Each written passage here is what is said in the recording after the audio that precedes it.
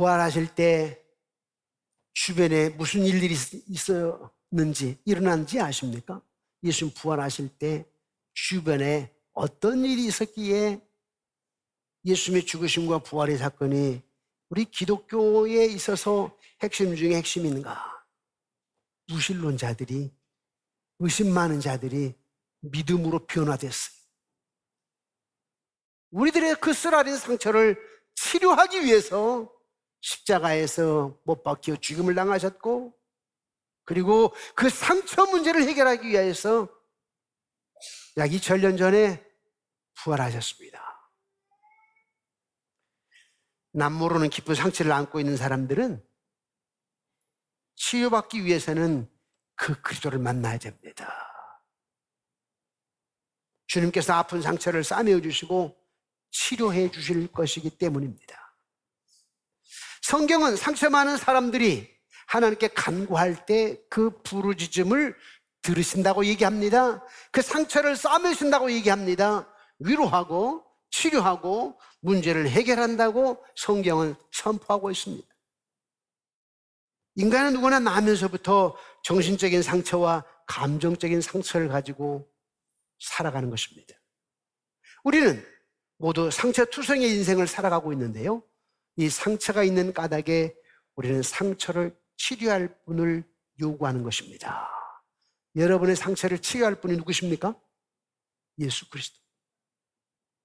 의학사전에는 의학의 아버지를 히포크라테스라고 얘기합니다. 그런데 성경은 의학의 아버지, 의사의 참 의사를 예수 그리스도라고 소개합니다. 오늘 성경 본문 마태복음 27장은 예수님 받은 마음의 상처를 자세하게 보여주고 있는데요, 여러분 마음의 상처를 보통 무엇 때문에 받는다고 생각하십니까? 말 때문에 상처를 받죠.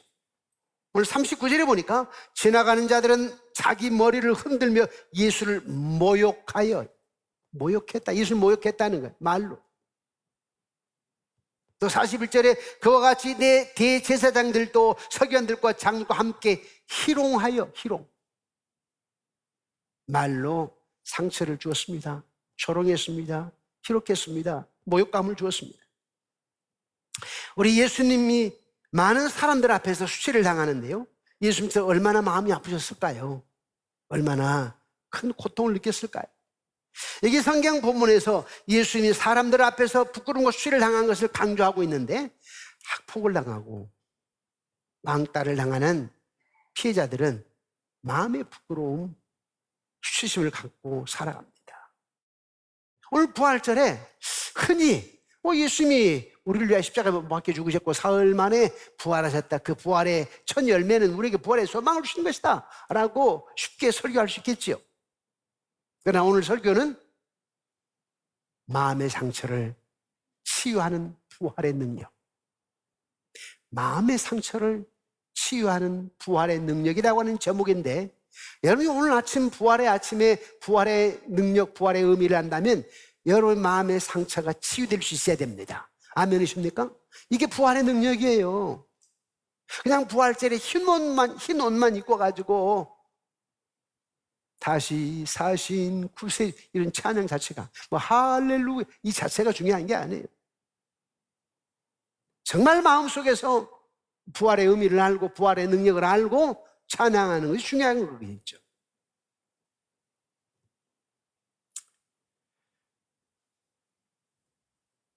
여러분, 예수님 한번 생각해 보세요. 예수님의 상처는 여러분의 상처하고는 비교할 수가 없어요. 그렇게 사랑했던 제자 가룟 유다가요, 밀고를 하는데 목요일날 밤이었죠. 제자들의 발을 씻기시고 떡과 포도주 잔을 나누어 주시고, 내 살이 이렇게 찢긴다, 내가 이렇게 피를 흘린다라고 하는 것을 상징하기 위한 거였습니다. 그리고 제자를 데리고 겟세마네 동산으로 가시죠. 왜요? 죽으러 가신 겁니다. 당신 다 아세요. 대제사장들과 백성들의 장로, 서기관 바리새인들, 며칠 전에 호산나 다윗의 자손이여 찬송하려고 했던 예루살렘 성에 입성하실 때 그렇게 환호했던 자들이 저자를 못 박아 죽으시오, 저자를 죽으시오. 자, 바라바냐 예수냐, 바라바를 놓으시고 예수를 죽이시오, 이랬던 자들이요. 배신감이죠. 아니, 제자들은요, 주는 그 살아계신 하나님의 아들이시라고 된 베드로는 3번씩이나 부인했어요. 가룟 유다는요, 지난 목요일 날 저녁에 대제사장들과 다른 지도자들에게 내가 가르쳐 주겠습니다. 지금 예수가 겟세마네 동산으로 올라갔는데 쟤들을 데리고 올라갔습니다.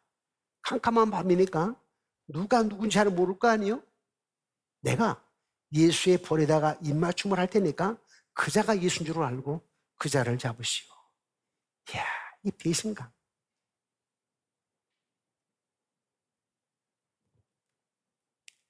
하나님이 선택하고 축복했던 서민 이스라엘 백성들에게 배신을 당하여 재판을 받고 십자가에 못 박혔습니다.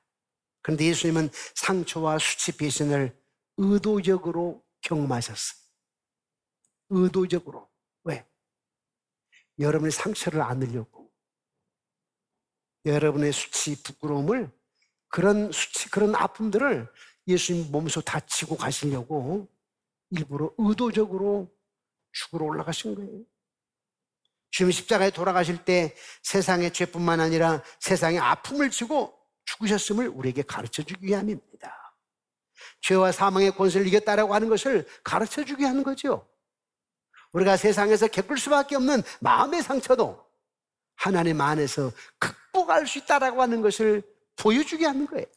가룟 유다에게 그 수치, 배신감, 베드로에게 당했던 그 수치, 배신감, 많은 유대인들에게 받았던 그 상처, 배신감, 그것을 부활의 능력으로 이겼다라고 하는 것을 가르쳐주기 위해서 십자가에 못 박혀 죽으셨고 사흘 만에 부활하셨습니다.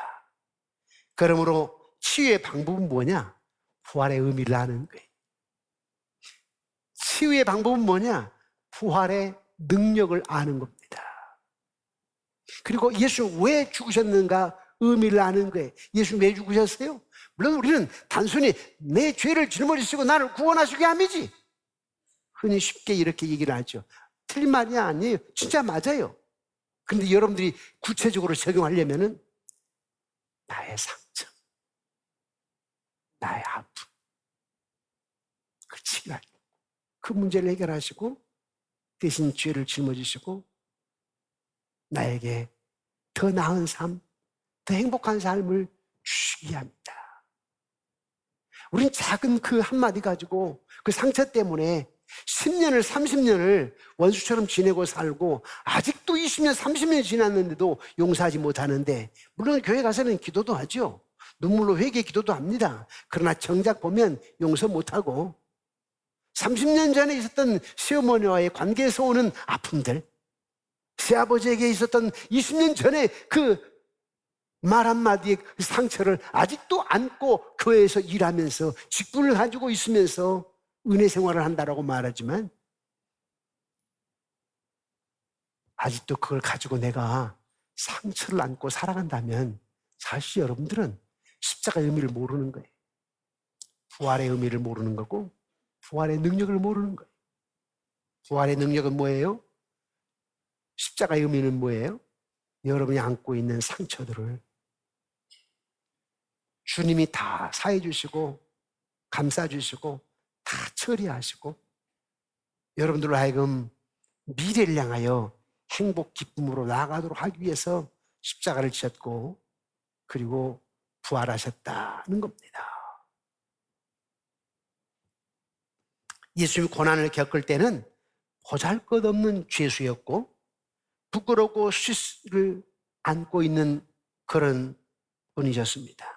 그러나 예수님 부활을 통해서 하나님의 아들로 인정을 받고 하나님의 우편에 계심으로 인해서 영광스러운 분이 되셨습니다. 예수님의 부활의 능력은 저와 여러분의 정체성을 바꾸어 놓았어요. 어떤 정체성이지요? 하나님의 아들이다. 예수님의 부활이 여러분의 어떤 정체성을 바꾸어 놨다고요? 하나님의 아들. 예수님의 부활의 능력이 여러분의 어떤 정체성을 바꾸어 놓느냐? 하나님의 상속자라. 하나님의 상속자라고 하는 그 정체성을 알게 되면 오늘 여러분들이 사업이 어렵고 직장이 어렵고 물질적으로 육체적으로 지금 어려운 가운데 있지만은 정체성, 난 하나님의 상속자야. 이야, 이로 영원할 수 없는 풍요지요.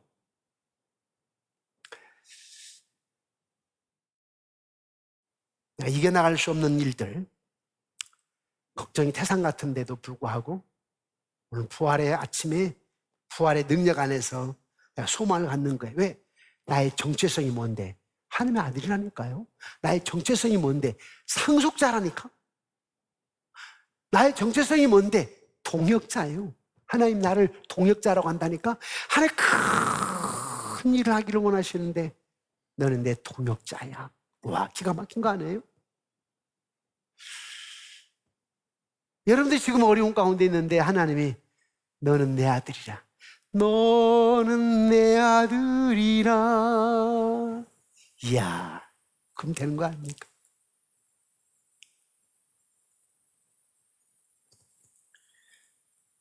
참 정체성을 아는 게 참 중요합니다. 자신의 정체성. 예수님의 부활의 능력은 이렇게 정체성이 변화를 가져다 줍니다. 상처는요, 우리를 과거의 아픔 속에서 살게 만들어. 그러나 부활의 능력은 뭐예요? 그 상처를 이기고 앞으로 나아가게 합니다.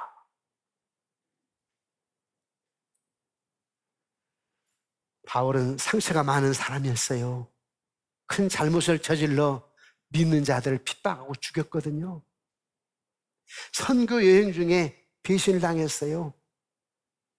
사도로서의 지위나 능력에 의심을 받고요, 비난해서 사람들이. 상처가 많아. 바울. 빌립보서 1장에 보니까 감옥에 갇힌 그를 힘들게 하기 위해서 그의 동역자들이 잘못된 의도를 가지고 또 전도도 하네. 배신감을 느꼈어. 그러나 그는 그 간절히 사모하는 것은 부활이고 그 부활의 권능을 경험하는 것이라고 바울은 말합니다.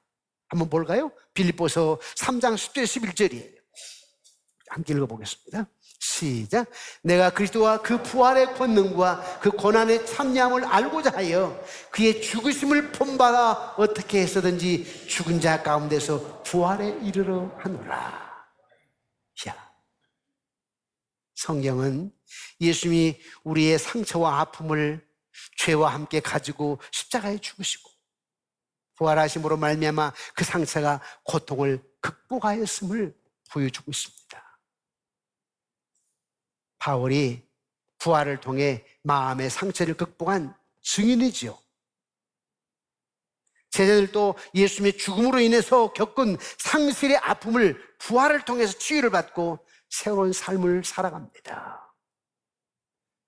베드로가 성령 받고 나서, 아니 부활의 능력을 경험하고 성령 받고 나서 거꾸로 매달려 죽으면서까지 복음을 전하잖아요. 주님의 부활은 저와 여러분의 더 나은 삶, 더 풍요로운 삶으로 초대하는 것입니다. 자살할 이유가 없죠. 댓글로 악플로 사생활의 어떤 들춰냄으로 내가 만약에 국회의원이라고 합시다. 내가 무슨 회사의 회장, 사장이라고 합시다. 그런 건 상처가 있다 할지라도 주님 왜 죽으셨는데, 내 상처를 다 안고 죽으셨지. 그 다음에 무슨 일이 있었는데 인간의 사성, 생각을, 이성을 초월하는 부활의 능력. 그 부활의 능력이 나에게 있지. 내가 지금 앞을 상상할 수는 없지만 부활의 능력, 하나님은 아브라함의 하나님, 창조자 하나님, 모세의 하나님, 이스라엘을 구원해내신 하나님, 엘리야의 하나님, 갈멜산상에서 역사하신 하나님, 바알, 아세라, 선지자 850명을 저 부수게 하신 하나님, 그분은 그때 하나님만이 아니라 나의 하나님. 몸이 아파. 히스기야에게 15년이라고 하는 생명을 연장시켜 주신 하나님. 죽은 나사로 난성 과부의 아들을 야이로의 해당장에서 딸을 살리신 하나님은 나의 하나님. 부활의 능력은요, 매일 시간 우리의 삶 속에서 역사하십니다.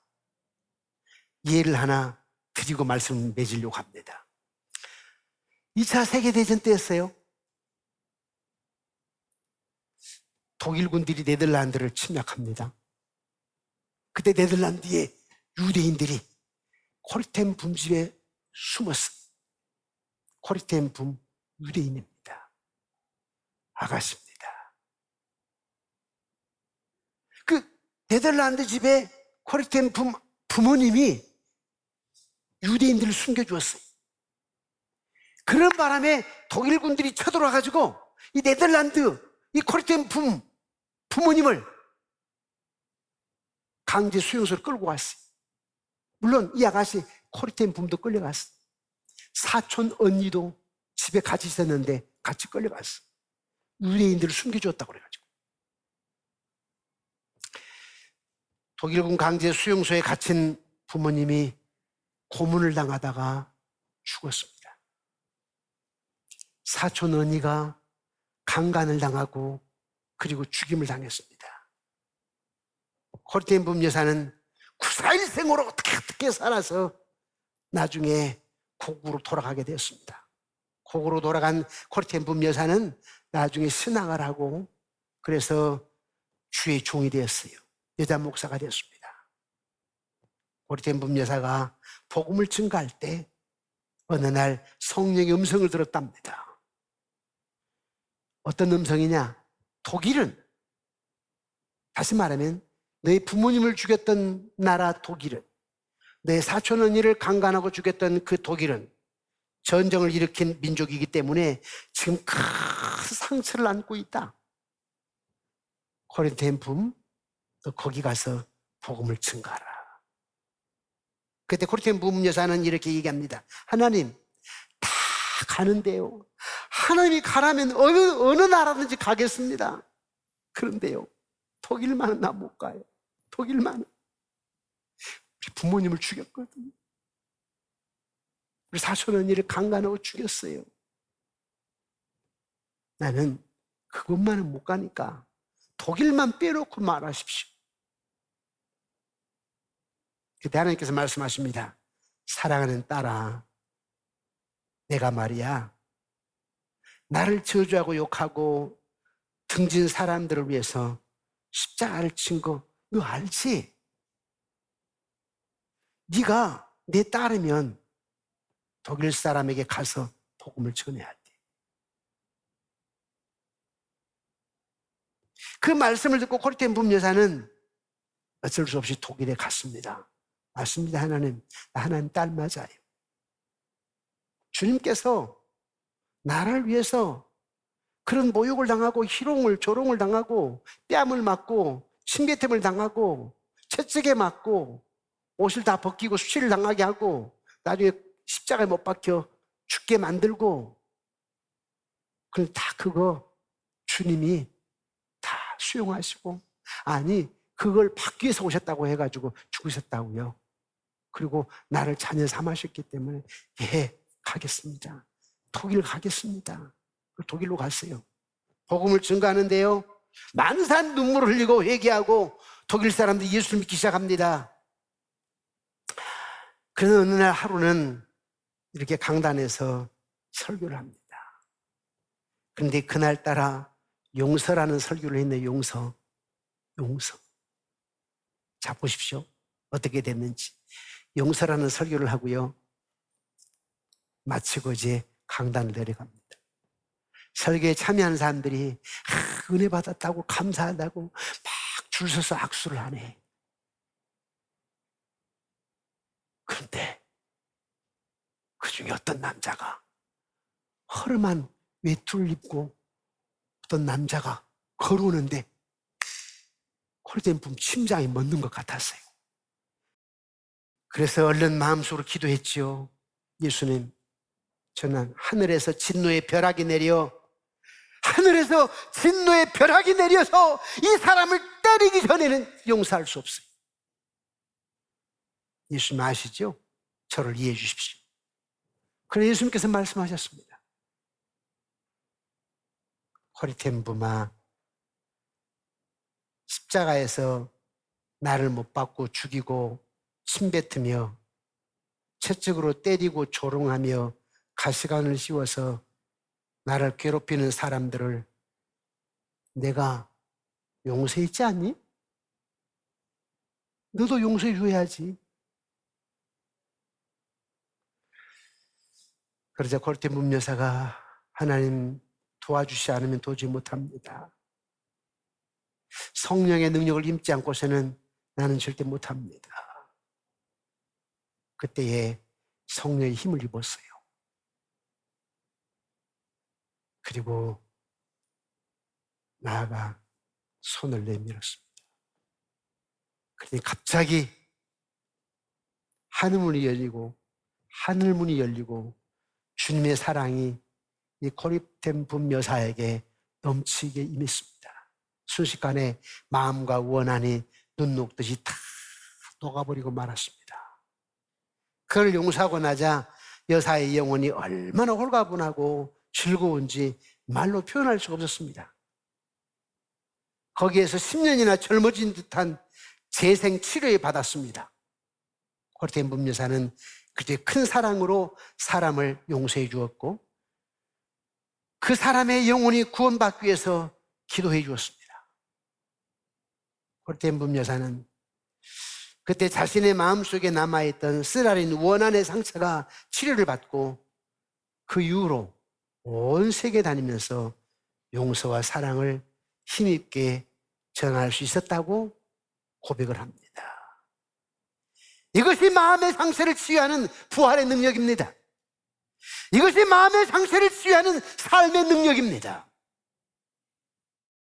미래가 희망에 가득 차 있습니다. 왜냐하면 부활의 능력 때문에. 말씀을 맺겠습니다. 성경은 마음의 상처를 극복하는 궁극적인 능력이 하나님 안에 있다라고 얘기합니다. 여러분의 마음의 상처를 극복할 수 있는 능력이 어디 있다고요? 하나님 안에. 성경은 예수 그리스도가 경험한 상처와 고난 그리고 부활을 통해서 이 진리를 은혜스럽게 가르치고 있습니다. 사랑하는 성도 여러분, 부활하신 예수 그리스도만은 여전히 살아계십니다. 여러분 마음 안에 영원히 여러분 곁에 계십니다. 그리고 저와 여러분의 사명은 이 부활의 능력을 나타내는 것입니다. 이 부활의 능력을 증거하는 것입니다. 여러분의 상처를 준 사람에게, 여러분 마음속에 원망을 준 사람에게, 여러분 마음속에 고통을 주는 사람에게 이 부활의 능력으로 여러분도 치료를 받아야 될 것이고 그 사람을 용서하고 이해하고 피차 간에 더 나은 삶, 더 풍요로운 행복한 삶으로 나아가는 것이 그리스도인의 삶입니다. 아멘이십니까? 이것이 진정한 그리스도인의 모습인데 오늘 이 부활의 아침에 해년마다 찾아오는 부활절이니까 지난주에 그냥 고난주간 설교 들었고 오늘 그냥 부활주 그냥 항상 해년마다 듣는 말씀이었지 이렇게 끝나지 마시고 내 마음의 상처 다 있어. 오늘 부활의 능력으로 다 치유함을 받고 이미 주님께서 나를 그 상처 치유 때문에 죽으셨으니까 난 치유함 받았다. 그리고 다른 사람을 부활의 능력으로 내가 이해하고 용서하고 그리고 진짜 타락한 영향력이 아니라 거룩한 영향력으로 많지 않지만 착히 솟을 거예요. 누가복음 18장에 마지막 때 내가 믿음을 보겠느냐 그랬으니까 소돔과 고모라 땅에 의인 10명에서 멸망을 했는데 세상 탓할 거 없어요. 그러나 하나님은 여러분들을 지금 기대하고 있답니다. 납니다. 나 지금 옆 사람보다도 지금 본인들 누구 탓할 거 없어요. 여러분들 쓰시기를 원한답니다. 부활의 이 능력이 여러분 마음의 상처 치유함이 되고, 이 부활의 능력을 입은 여러분들이 다른 사람들의 상처를 이해해주고 용서해주고, 그걸 더불어 살아가는 더 나은 삶, 더 행복한 삶을 영위하시기를 주님의 이름으로 축원합니다.